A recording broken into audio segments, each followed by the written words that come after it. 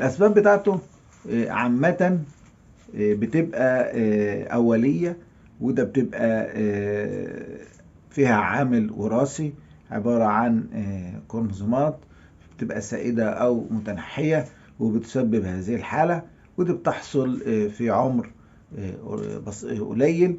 الموضوع التاني اللي هو نفس المتلازمة بس بتبقى سنوية، أسباب سنوية، بتبقى مثلا مشاكل في الأعصاب، أمراض في الأعصاب، بيبقى أمراض أكتر حاجة نقص الحديد في الدماغ والحبل الشوكي، نقص في فيتامين B12، حمض الفوليك، في المغنيسيوم.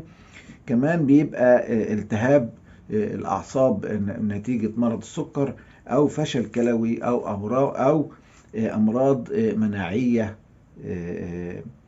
أو نقص الغدة الدرقية أو دوالي الساقين. الحاجة اللي بتعمل هنا كمان اللي احنا نتكلم عن الحمل. احنا قلنا الحمل يحدث في نقص حديد، نقص مغنيسيوم، نقص B12، وكمان تغيرات الهرمونية بتحصل في الحمل، خاصة ارتفاع هرمون الاستروجين. كمان السبب من الأسباب اللي هي الأدوية. طبعا الأدوية احنا قلنا الاستروجين في الحمل، او لو مش حامل، لو بتاخد راس منع حمل او بتاخد علاج هرموني او حاجه في استروجين ممكن يسببه.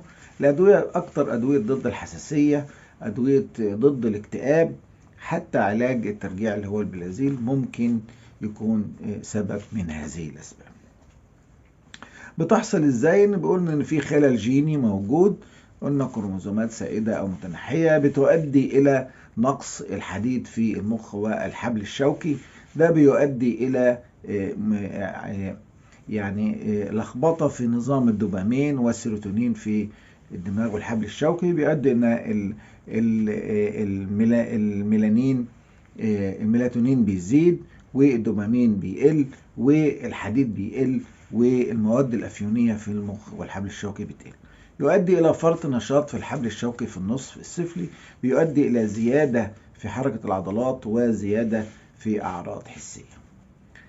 طب إيه الأشياء اللي هي بتحفز الموضوع ده؟ لو إن الحاجات دي بيبقى الأساس بتاعها لو السيدة بتدخن أو بتشرب كحوليات أو بتشرب كافيين بنسبة كبيرة أو بتمارس رياضة عنيفة. في حاجات تانية في حاجات تانية بس بنسبة أقل، تاخد سكريات، الأكل فيه ملح كتير، سوائل قليلة بيبقى عندها جفاف، ضغط عصبي، بتاخد أدوية زي ما قلنا، أدوية ضد الحساسية، ضد الاكتئاب. طيب هل في مضاعفات لهذه المتلازمة؟ المضاعفات برغم من ان هذه المتلازمة لا تسبب حالات مرضية خطيرة، ولكن الأعراض دي بتتفاوت من أعراض بسيطة لأعراض مزعجة لأعراض تعجيزية. التعجيزية دي بتسبب الاكتئاب، لأن السيدة ما بتعرفش تنام كويس بالليل، بيحصل لها أرق، وتيجي طول اليوم عندها خمول مفرط أثناء النهار، تبقى عايزة تنام موجودة. هنشخص الحالة أول حاجة الأعراض بتاعتها إيه؟ الأعراض بتاعتها لها 4 سمات سريرية أساسية. أول حاجة الرغبة قوية في تحريك الساقين، بتهزهم، بتمددهم، بتحركهم، عادة ما يكون بسبب الأحاسيس الغير مريحة اللي قلنا عليها.